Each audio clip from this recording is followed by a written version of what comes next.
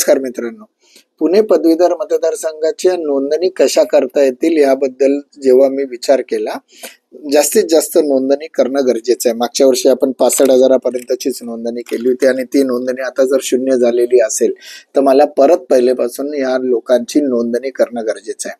ह्याच्यासाठी माझ्याकडे असलेल्या 65,000 लोकांचा डेटा तर माझ्याकडे आधीच आहे. हा डेटा अजून वाढवून मला 2 लाखापर्यंत न्यायचा आहे. या 2 लाख लोकांची यशस्वीपणे मतदार म्हणून नोंदणी करून घ्यायची आणि नंतर या लोकांना मतदान केंद्रापर्यंत नेऊन मतही पाडून घ्यायची आहेत. मित्रांनो, इथं मी एक आवर्जून सांगेल, ह्याच्यासाठी मी आज एक लिंक लाईव्ह करतोय. गुगलवरचा हा फॉर्म आहे. कृपया हा फॉर्म फिलअप करा. त्याच्यामध्ये तुमचं नाव, नंबर, मेल आय डी, तुम्ही ग्रॅज्युएट आहात का, आणि पदवीधराच्या नोंदणीमधला सगळ्यात मोठी अडचण असते ग्रॅज्युएट सर्टिफिकेट न सापडणं.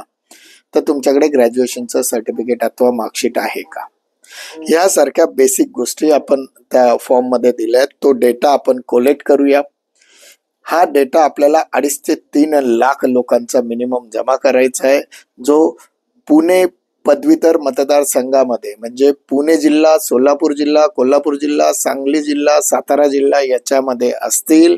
ह्या लोकांची नावं आपण त्याच्यामध्ये इन्कॉर्पोरेट करणार, त्यांना त्या लोकांना संपर्कात राहणार आणि आपल्याला हे 2 लाख मतदार रजिस्टर करून पुणे पदवीधर मतदारसंघाच्या इतिहासात हायस्ट वोटिंग घेऊन मिलिंद संपगावकरला या पदवीधर लोकांचा रिप्रेझेंटेटिव्ह म्हणून, मध्यम वर्गीयांचा रिप्रेझेंटेटिव्ह म्हणून विधान परिषदेमध्ये जायला स्वाभिमानाने आवडेल. आज इथंच थांबूया.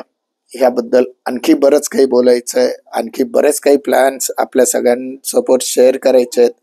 तत्पूर्वी आज जी लिंक मी आपल्याला पाठवतोय ती लिंक जास्तीत जास्त लोकांपर्यंत पोचवा. आज इथंच थांबूया. स्वाभिमानाने बोलूया. मी मध्यमवर्गीय. नमस्कार. जय हिंद, जय महाराष्ट्र.